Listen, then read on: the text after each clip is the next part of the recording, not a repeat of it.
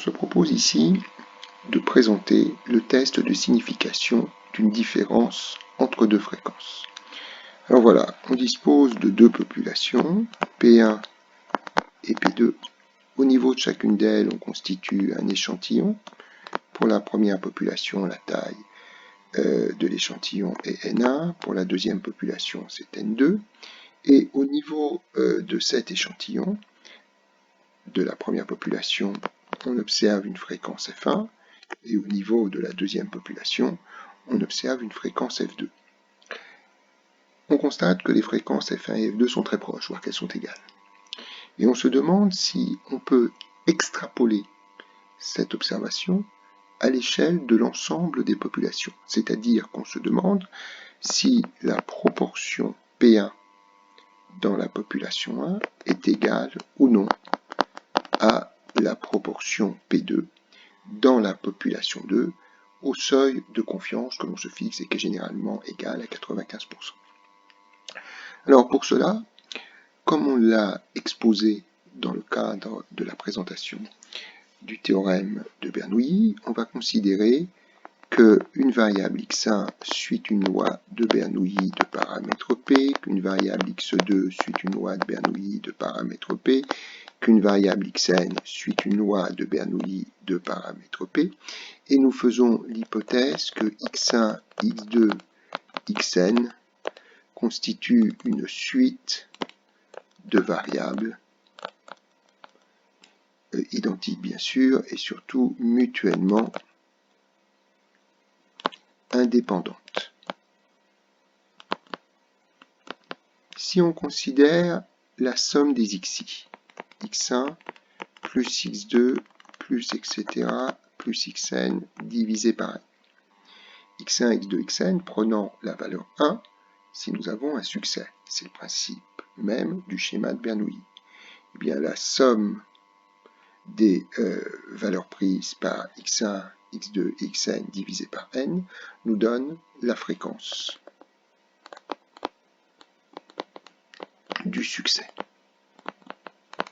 Cette fréquence du succès, nous allons la noter grand F. Alors, il s'avère que la somme des xi, pour i égale 1 jusqu'à n, la somme de n variables de Bernoulli, identiques et indépendantes, nous définit une loi binomiale de paramètre P. Et cette loi binomiale, elle a pour espérance mathématique NP et pour variance NPQ, c'est-à-dire NP1-P. Nous savons que, sous certaines conditions, une loi binomiale de paramètres N et P converge vers une loi normale de même espérance, c'est-à-dire NP, et de même variance NPQ ou NP1-P. La variable f est égale à x sur n.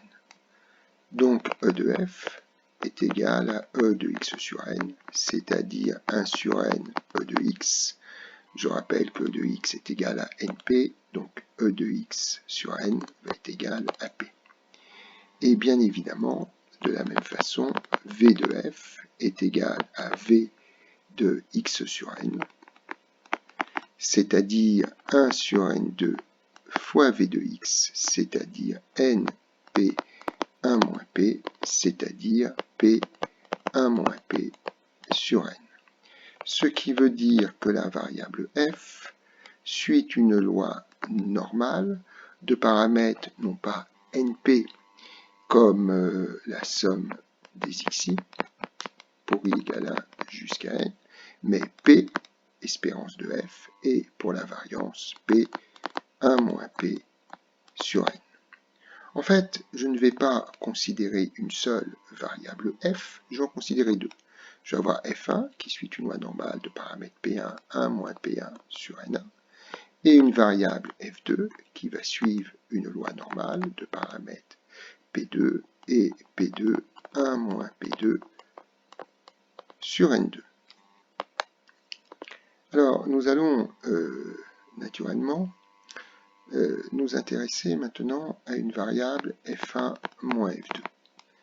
Si je m'intéresse à F1 moins F2. L'espérance mathématique, c'est E de F1 moins E de F2, c'est-à-dire l'espérance étant le premier paramètre, P1 moins P2. La variance de F1 moins F2, c'est V de F1 plus V de F2. On suppose que ces variables sont indépendantes, ce qui évite 2 fois la covariance, c'est-à-dire du coup P1, 1 moins P1 sur N1, ça c'est la variance de F1, plus P2, 1 moins P2 sur N2. Ce qui me permet d'en déduire que F1 moins F2 suit une loi normale dont le premier paramètre, l'espérance, est P1 moins P2, et le deuxième paramètre, la variance, correspond à ce qui est au-dessus, c'est-à-dire P1, 1 moins P1 sur N1, plus P2, 1 moins P2 sur N2. On va mieux écrire le plus, mais c'est ça.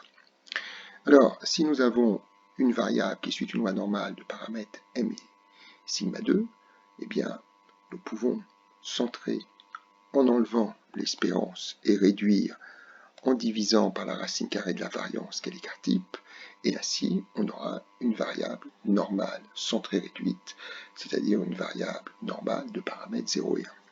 Donc ça nous fait que F1 moins F2 moins son espérance P1 moins P2 sur la racine de la variance, c'est-à-dire P1, 1 moins P1 sur N1, plus P2, 1 moins P2 sur N2, suit une loi normale de paramètres 0 et 1. Alors, ce que l'on veut faire, nous, c'est tester l'égalité des proportions à l'échelle des populations toutes entières. Donc, nous allons poser que P1 égale P2, et si les deux proportions sont égales, on peut ne plus mettre d'indice et mettre P. Dans ce cas, bien sûr, P1 moins P2 sera égal à 0. P1 moins P2 qui est ici. Et dans ce cas, ce que je vais appeler la variable T, qui est égale à F1 moins F2 moins 0, sur racine de, alors je constate que j'ai P1 moins P1 et P2 moins P2, et je me place dans l'hypothèse où P1 égale P2 égale P. Donc je peux remplacer P1 moins P1 comme P2 moins P2 par P. Donc je peux factoriser par P1 moins P fois 1 sur N1 plus 1 sur N2, qui suit donc une loi normale centrée réduite. Alors quel est l'intérêt d'avoir ça? L'intérêt, c'est que cette loi normale centrée réduite, elle est tabulée. C'est-à-dire que l'on peut lire dans une table l'image d'un nombre x par la fonction de répartition de la loi normale centrée réduite. En fait, il est possible de déterminer le réel petit t tel que P de moins t inférieur à grand t inférieur à t égale 1 moins alpha qu'on appelle le seuil de confiance. Ce seuil de confiance qui est généralement de 95%. Alors, t, je le rappelle, suit une loi normale centrée réduite. Donc je peux dire que l'expression que nous avons ici, c'est bien évidemment P de grand T inférieur ou égal à T moins P de grand T inférieur à moins T qui est égal à 1 moins alpha. Nous reconnaissons ici phi de T, l'image de T par la fonction de répartition de la loi normale centrée réduite, moins phi de moins T qui est égal à 1 moins alpha. Alors, rien ne nous empêche de dire que phi de moins T, c'est 1 moins phi de T, qui est égal à 1 moins alpha. Moins par moins, ça fait plus. Donc j'ai 2 phi de T moins 1 qui est égal à 1 moins alpha. Le moins 1 qui est là, on le passe de l'autre côté, ça devient plus. Donc ça nous fait 2 phi de T égale 2 moins alpha. Ce qui veut dire que phi de T égale 1 moins alpha sur 2. Et il va sans dire que la fonction de répartition de la loi normale centrée réduite, nous la connaissons. Elle est même représentée par cette courbe qui admet en 0 un demi, un point d'inflexion. Et ce que nous voyons, c'est que cette courbe, elle est définie, continue, strictement croissante, donc strictement monotone sur R.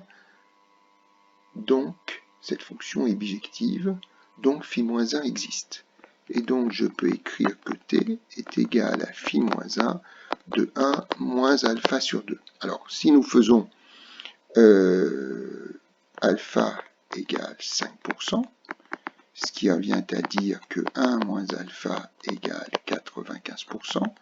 Dans ce cas, on en déduit que t égale phi-1 de 1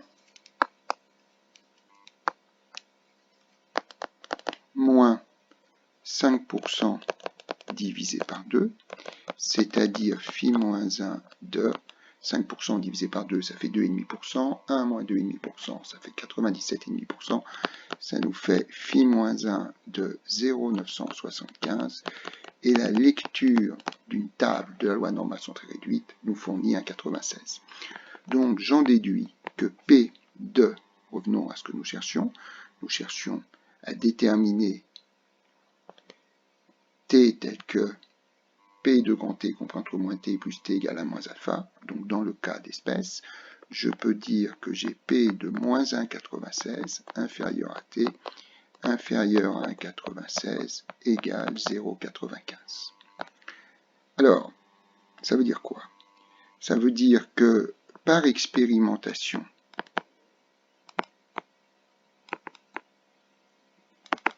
on calcule à l'aide des échantillons la valeur empirique prise par T, c'est-à-dire T0, qui va être égal à F1 moins F2, sur racine de P1 moins P fois 1 sur N1 plus 1 sur N2. Alors, comme on se situe au niveau des échantillons, pour P, on va en réalité prendre la valeur de P chapeau, où P chapeau est la moyenne pondérée de F1 et de F2 par les effectifs des échantillons, c'est-à-dire N1F1 plus N2F2 sur N1 plus N2, et si T0 est compris entre moins 1,96 et plus 1,96, alors on va accepter l'hypothèse d'égalité des proportions. Ça veut dire P1 égale P2 au seuil de confiance de 95%. Ça veut dire qu'on a seulement 5% de chance de se tromper en annonçant que, à l'échelle des populations toutes entières, les proportions sont égales.